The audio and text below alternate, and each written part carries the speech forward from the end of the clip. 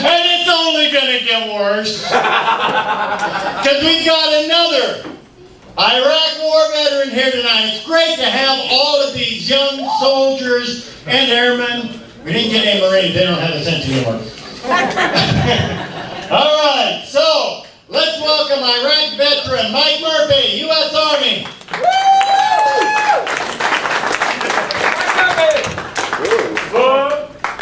All right, definitely just broke that, so we're gonna need like one more second.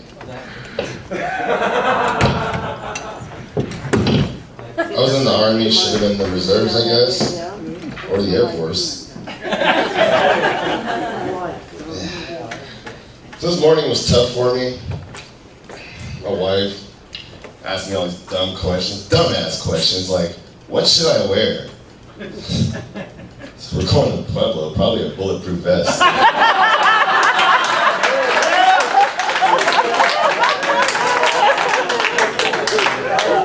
Alright, so I don't go to Pueblo that much, so I brought my homies with me. I bought them in a taco shop here in your local town. There's this big logo and smiley. They're from here, guys. Give it up for them.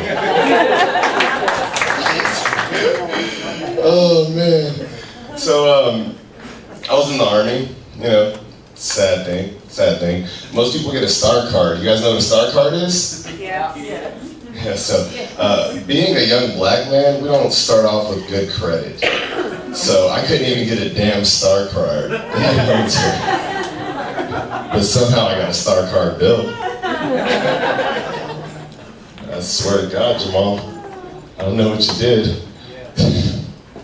But me and my wife just bought a house. Don't you dare clap. I do that every time. Don't you dare clap. I am broke. Hell, even in the military, they're like, hey, can you swim? I'm getting back to that, don't worry. They're like, hey, can you swim?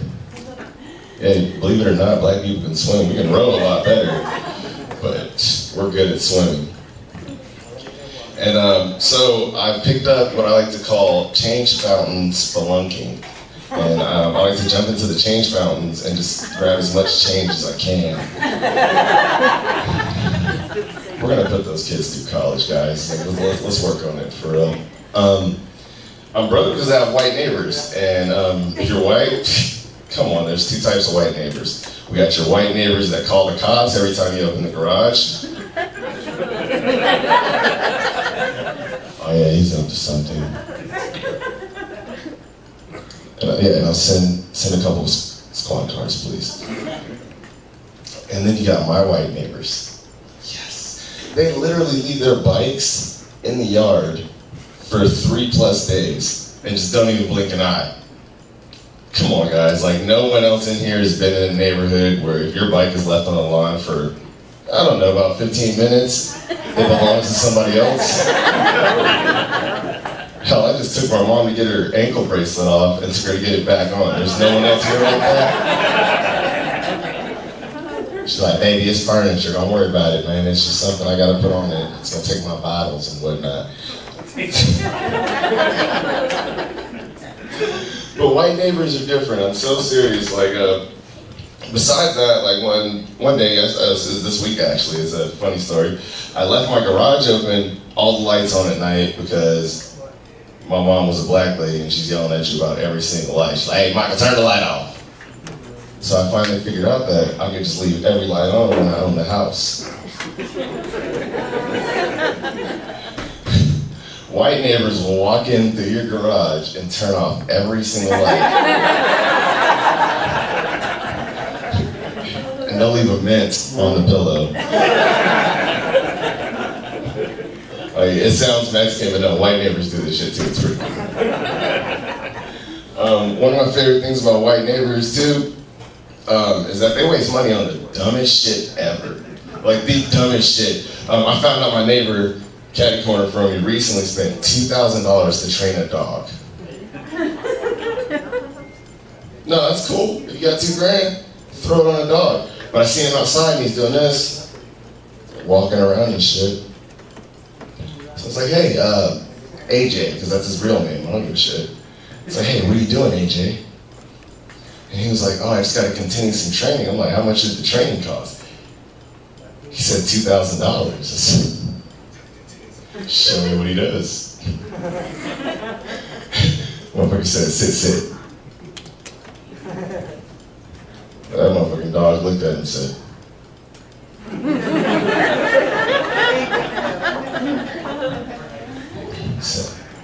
sit. That dog said,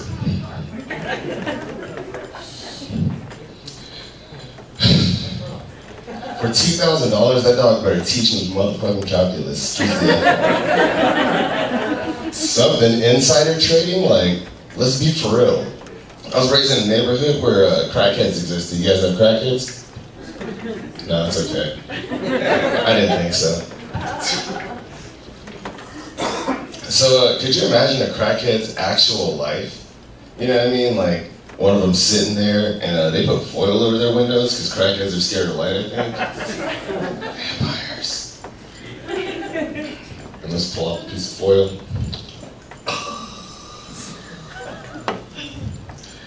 Looks over at his friend, and his friend, oh so seriously, goes, "Hey! Have you seen Donnell?" He said, "Brother, I told you he didn't come back. We sent Donnell to the store about 2 days ago." Crackheads don't know that it was 6 months ago.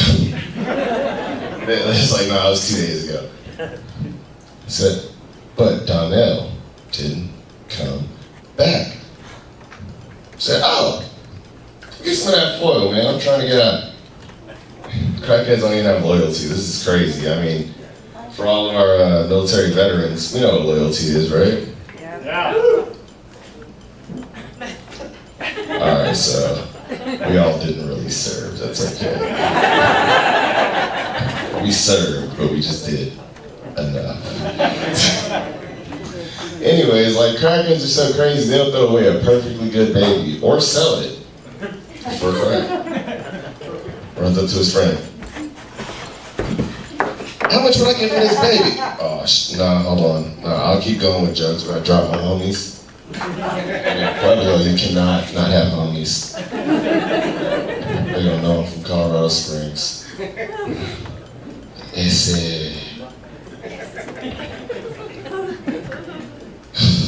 Anyways, scene. But they will throw away a perfectly good baby. Like, literally, like, I heard this crackhead literally say, "Do crack, kids are whack." I mean, I can't argue. I've had kids, and they're kind of douchey. Never done crack. Could be the truth. Let's follow it. But, so he's sitting next to his friend. He says, "Hey, I'm gonna sell you this baby." He said, "Bro, I don't know what to do with the baby. I really don't know what to do with the baby. But, in all actuality, you can give a baby to the fire department." He goes, "Hey, have you seen Donnell?" He said, "Nigga, I told you, Donnell didn't come back." He said, "Oh, give me some of that foil, I'm trying to get high." Alright, so crack jokes aren't with this crowd, I feel that. That's okay, you guys will get it. You're gonna get home and be like, "Damn, Donnell really didn't come back." We should put out a search report because that's what white people do. They open the blinds. I remember Donnell stayed across the street. He definitely didn't come back. Officer, can you go check on Donnell's house? Yes. I mean, I pick you guys back up. So one of my biggest fears is buying a haunted house. Could you imagine that? Like, you buy a haunted house and it's just like all types of crazy shit's happening. Like, we got cans flying through the window and you're just like, alright. But as a black person, or maybe a white person, I don't know what you guys do inside your home. I've only grown up around black people, so you guys might do the same thing. Probably not. You guys like to look at shit. So like the cabinet's just, I don't even move. I don't flinch. I don't even react. Just walk upstairs. "Honey, sugar bottoms, just need to talk to you for a second, if you don't mind." I just wanted to see how much clothes you can fit inside of this luggage. And if you could, I need you to call the Motel 6 right about now and just see how many people we could fit inside 2 rooms. Thanks, honey. They threw a can. This actually happened. I was at a friend's house and a ghost, like, I don't believe in ghosts, but it really happened. A can flew out the window. And I walked to the window and he said his girlfriend wasn't there.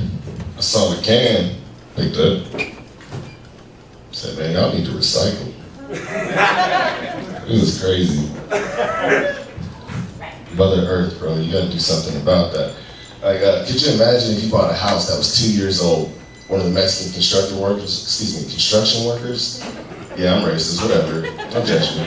But one of them died on site, and you just see this Mexican construction worker sitting on the stairs, very wispy, like a ghost. So we're gonna act like he's not a ghost. Let's walk up to him. What's up, man?